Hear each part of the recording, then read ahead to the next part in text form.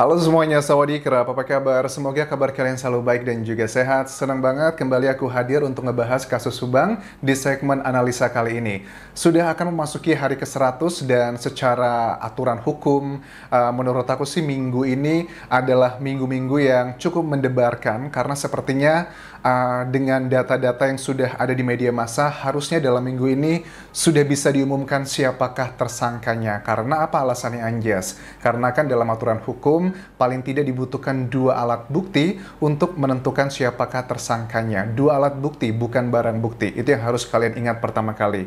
Hari ini aku melihat sejumlah media massa dan juga channel dari beberapa YouTuber yang berada di daerah Jalan Cagak ya. Misalnya dari Pak Indra, aku melihat bahwa beliau mengatakan hari ini ada 12 saksi yang diperiksa bersamaan. Saksi ini dibagi ke dalam 2 tempat. Yang pertama itu di Polda Jawa Barat, yang kedua di Polsek atau Polres, kayaknya Polsek Subang, Polres Subang sepertinya. Ini yang pertama Polda Jawa Barat itu ada 4 orang, kemudian di lokasi satunya lagi adalah 8 orang. Kemudian menarik nih, karena di bagian video akhirnya juga Pak Indra, ada beberapa saksi yang sudah disebutkan namanya, tapi yang cukup terkenal menurut aku adalah saksi Mang Ajat di sini. Ada fotonya, ada videonya beliau juga nih, Mang Ajat di sini. Mang Ajat ini adalah saksi yang waktu di hari kejadian, tanggal 18 Agustus, beliau ini melewati lokasi TKP pada saat mau membeli bubur. Nah, saat itu Mang Ajat melihat mobil Alphard hitam tersebut sedang diparkir. Tapi nggak cuma Mang Ajat, ada 8 saksi yang juga dilakukan pemeriksaan hari ini juga. Yang pasti, baik di Polres Subang dan juga di Polda Jawa Barat, aku yakin fokus utamanya adalah difokus di 48 jam pertama, karena kasus pembunuhan 48 jam pertama adalah titik krusialnya. Oke, sekarang kita bahas nih, kira-kira siapa aja yang di Polda Jawa Barat, karena menurut aku yang di Polda Jawa Barat, kalau secara level kan itu yang paling tinggi, menurut aku yang di Polda Jawa Barat itulah adalah saksi yang kemungkinan besar berperan penting dalam kasus ini. Nggak tahu peranan pentingnya, apakah dia mengetahui informasi yang luar biasa valid, bisa menuju ke pelakunya, ataupun juga otaknya, ataupun juga orang yang membantunya. Jadi sekali lagi teman-teman, pada saat ada terminologi aku bilang tersangka, kalian sudah tidak lagi hanya berpikir tersangka itu pasti pelaku. Bukan.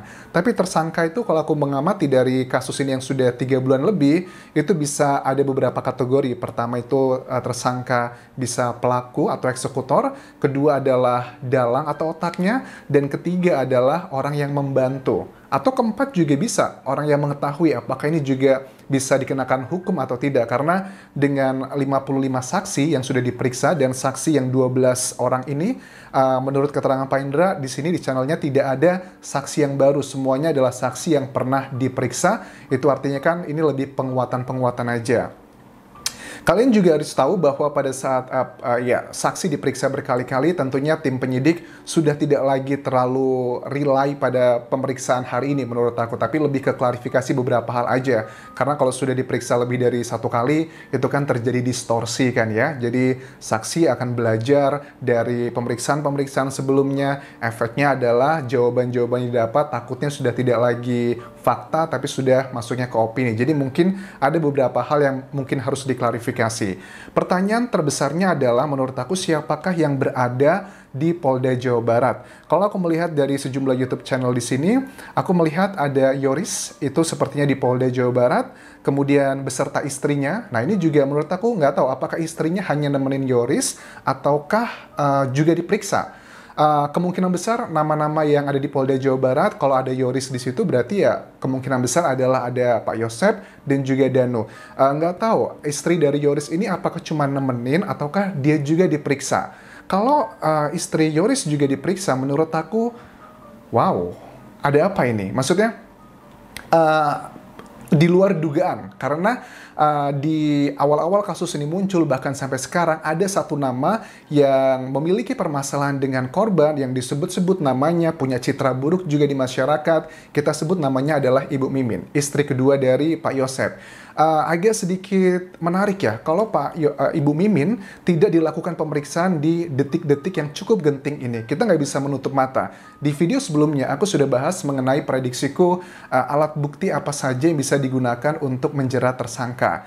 Aku bilangnya alat bukti, bukan nama-namanya. Nah, alat bukti tersebut artinya ya sudah bisa divalidasi, sudah terhindar dari hal-hal framing, sudah bisa diverifikasi. Karena tidak mungkin ya, sekarang itu di zaman era demokrasi seperti saat ini di Indonesia, karena Indonesia bukan Thailand. Kalau Thailand itu kita tidak boleh ngomong A, B, C, D, apalagi yang berurusan dengan negara atau kepolisian atau dengan kerajaan. Kita sangat terbatas di sini. Tapi di Indonesia dengan negara demokrasi, pada saat tim penyidik sudah menentukan tersangkanya nanti, ada 2 alat bukti minimal itu aturannya. Pasti mereka sudah sangat yakin, sudah mendekati, ya boleh dibilang 100% kebenaran, sudah tidak ada lagi framing-framing di alat-alat bukti tersebut, makanya bisa menentukan dia tersangka. Kalau itu nanti lemah, tim penyidik juga pasti akan terkalahkan pada saat di pengadilan nanti. Aku yakin siapapun yang menjadi tersangka nanti pasti juga akan diberikan kesempatan untuk mendapatkan pengacara. Pengacara juga pintar ya, mereka bisa mencari tahu kelemahan-kelemahan dari tim penyidik pada saat di pengadilan nanti. Apakah alat bukti ini cukup kuat atau tidak? Contoh kasusnya adalah, kalau kalian masih ingat dengan kasusnya cyanida ya, itu juga kan persidangannya alot, dihadirkan alat bukti macam-macam, ahli ini, ahli itu semua ada di sana. Sekali lagi, alat bukti itu berbeda dengan barang bukti. Simak di video sebelumnya mengenai hal ini untuk kalian lebih paham, lebih detail. Oke, kemudian kalau di saksi yang ada di Polda Jawa Barat ini adalah dugaanku ya. Pertama adalah Pak Yosep, kemudian Danu, Yoris, nggak tahu apakah istri Yoris, Bu Yanti ya, ataukah Ibu Mimin yang hadir, mungkin antara kedua ini. Kalau memang seandainya nih, aku lebih fokusnya yang di Polda Jawa Barat ya, karena menurut aku yang berada di Polres atau Polsek Subang itu lebih ke sifatnya adalah konfirmasi-konfirmasi untuk menyocokkan saksi yang ada di Polda yang juga ada di Polres atau Polsek di situ. Dan apakah mungkin Anjas hari ini akan diumumkan tersangkanya? Sepertinya ya kita nggak bisa menebak ya, karena pasti tim penyidik itu punya strategi, tapi paling tidak seharusnya bisalah dalam minggu ini kalau tim penyidik mau mengumumkan nama tersangka sebenarnya sudah bisa, karena butuh 2 alat bukti tadi ya. Alat buktinya bisa berupa ini tidak menyebutkan spesifik apa gitu ya, tapi adalah sumber-sumber alat bukti itu dari mana saja Anjas. Pertama itu bisa dari CCTV. Karena apa ya, ada beberapa keterangan kan dari saksi yang kayaknya bertentangan. Misalnya ada saksi yang mengatakan, "Oh, kamu itu datangnya ke lokasi ini tuh lebih awal kok dari yang kamu klaim." Masa sih? Misalkan begini. Ada saksi yang menuduh bahwa saksi lainnya 6:30 sudah di lokasi, bukan jam 7.15. Oke, kemudian harus di cross check nih, karena seharusnya di lokasi kejadian kan juga CCTV-nya sudah diambil nih, sudah diambil oleh tim penyidik, sudah diperiksa. Dari situ kan bisa dilihat nanti datanya nggak bisa bohong. Apakah benar saksi ini datangnya 6:30 atau jam 7.15 terlihat dari CCTV? Ya, karena kita nggak tahu ini karena mungkin kita nggak disampaikan informasi ini oleh tim penyidik. Tapi kan seperti kalian tahu bahwa informasi yang dari tim penyidikan yang disampaikan ke media massa hanya sebagian kecil saja, tidak semuanya. Tapi aku yakin tim penyidik sudah memiliki jawaban dengan data-data yang sudah ada. Misalnya kayak CCTV tersebut. Itu adalah yang pertama ya, sumbernya ya, untuk menjadi alat bukti dengan cerita yang valid dan sebagainya, yang pasti sudah terbebas dari dugaan framing-framing. CCTV adalah yang pertama. Kedua adalah hasil otopsi. Hasil otopsi ini harus kita pikirkan lagi bersama-sama bahwa sudah bisa dibedakan antara hasilnya yang framing atau yang pure, karena tidak ada kejahatan yang sempurna. Pasti ada keteledoran karena buru-buru. Nah, ini juga pembunuhan kan. Pasti dia se-well prepare apapun, ada sesuatu hal jejak-jejak yang tertinggal. Bisa saja ini berupa DNA dari pelaku, ataupun juga jejak-jejak dari sidik jari atau jejak kaki, yang kalian juga tahu bahwa untuk mengetahui usia sidik jari, kemudian juga macam-macam yang berhubungan dengan DNA itu datanya sangat komprehensif sekali, makanya dibutuhkan waktu yang sangat panjang untuk melihat ini semua.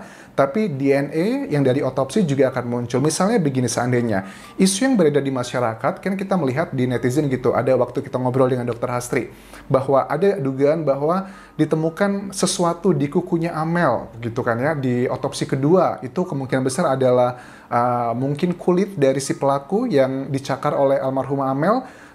Mungkin seperti itu. Terus juga pada saat tim penyidik otopsi gitu ya, mungkin ya dari tim forensik ingin mengecek gitu kan ya, apakah benar ada dugaan, seandainya benar gitu, ada kuku, ada kulit di kukunya Amel, kemudian dicek sudah ketahuan DNA-nya siapa. Kalau memang ada cakaran, kemudian dicek nih di visum nih. Di visum adalah orang yang diduganya oleh DNA tersebut. Coba dicek cakarannya ada atau tidak. Karena kan bekas cakaran itu kan butuh waktu dan juga ada bekasnya kan. Biasanya seperti itu. Itu adalah salah satu alasan untuk lebih mengklarifikasi. Kalau di orang yang diduga ditemukan DNA, seandainya di kukunya itu beneran ada, pastikan ada bekas cakaran nih di tubuh pelaku tersebut. Coba dicek nih di visum oleh tim forensiknya, dan disitu akan kelihatan, oh ini ada bekas cakaran ini, dan ini juga ada DNA-nya. Nah itu adalah salah satu data yang mutlak yang agak sedikit sulit ya untuk dibantah. Bagaimana mungkin di kuku, seandainya ini benar bahwa di kuku almarhumah Amel ditemukan kulit dari seseorang, bagaimana itu bisa masuk ke situ? Nah, apa yang bisa dijelaskan? Itu menurut aku alasan kenapa data ilmiah adalah data yang cukup valid. Kalau untuk beberapa isu-isu lainnya, takutnya framing dan sebagainya, aku sudah bahas di video-video sebelumnya mengenai itu semua, dan ya mudah-mudahan ini adalah menjadi proses pembelajaran bagi kita semua. Sekali lagi ya, aku berharap teman-teman pada saat kita membahas kasus ini bukanlah sebuah kompetisi ya, nggak cuma satu orang yang keluar menjadi juara, bisa aja seperti selalu aku bilang, kemungkinan ada pelakunya, ada otaknya, ada juga yang membantu, ada juga orang yang mengetahuinya. Itu adalah hal-hal yang harus kita pahami bersama, dan kita luruskan niat kembali bahwa kita mengawal kasus ini karena memang ingin menegakkan keadilan. Kita ingin melihat si tersangkanya itu dihukum, bukan membela kepentingan ego sendiri. Mentang-mentang aku sudah suka dengan seseorang begitu, lantas aku bela mati-matian, apapun itu adalah sudah niat yang tidak benar. Tapi terlepas dari itu semua, waktu akan menjawab semuanya. Tapi menurut aku dalam minggu ini, kalau berdasarkan logika dengan syarat hukum, dengan dibutuhkan 2 alat bukti, tim kepolisian, tim penyidik sudah bisa menentukan siapakah tersangkanya. Tapi kalau tidak ditentukan minggu ini, berarti ada strategi baru yang memang sedang dipersiapkan dari tim penyidik untuk menangkap lebih banyak lagi. Karena ini sudah bukan lagi pekerjaan 1 atau 2 orang, sepertinya sudah pekerjaan dalam tanda kutip adalah gotong royong. Terima kasih sudah menonton video ini. Terima kasih untuk support kalian, komentar-komentar positif itu memberikan aku semangat untuk mengawal kasus ini hingga tuntas. Terlepas pro dan kontra di luar sana, tapi aku anggap itu adalah hal yang wajar. Teman-teman ada yang kontra, ada yang menghina, ada yang macam-macam. Mungkin karena keterbatasan informasi atau keterbatasan bagaimana cara kita berpikir, ya sudahlah, itu adalah proses. Tapi aku yakin untuk meminimalisir hal-hal seperti itu yang sifatnya adalah fanatisme, itu adalah dengan kita terus memberikan informasi yang valid ya, bukan sekedar ya pakai perasaan aja, tapi ada data-datanya. Walaupun data-data juga tidak 100% benar, harus ada verifikasi, harus ada penganalogikan, dan macam-macam. Itu adalah salah satu bentuk intelijensi ya. Intelijensi itu tidak hanya mengandalkan panca indera, tidak hanya, tapi itu penting juga. Setelah data kita dapatkan, kita pikirkan, kita analisa dengan logical thinking.